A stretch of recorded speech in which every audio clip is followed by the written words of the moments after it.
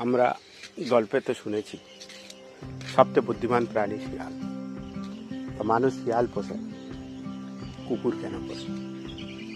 কুকুর বুদ্ধিমান হয় কিন্তু বফাদার হয় না। বফাদার মতলব বিশ্বস্ত। বুদ্ধিমানরা সবসময় তোমাকে তার প্রয়োজনে ব্যবহার করবে, আর কুকুর বুদ্ধিমান না হলেও তুমি তার একদিন উপকার করলে, তাকে একদিন খেতে দিলে, সে তোমাকে কোনোদিন ভুলে যাবে না।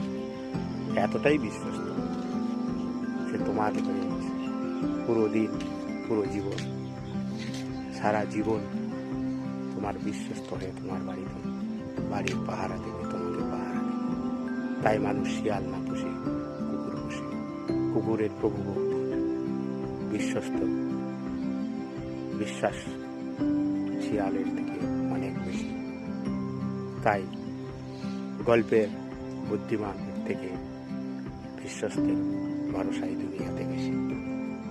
তাই মানুষ শিয়াল না পুষে বুদ্ধিমানকে সঙ্গে না নিয়ে বিশ্বস্ত সঙ্গে নিয়ে খুঁজে নেয় তার জীবনে।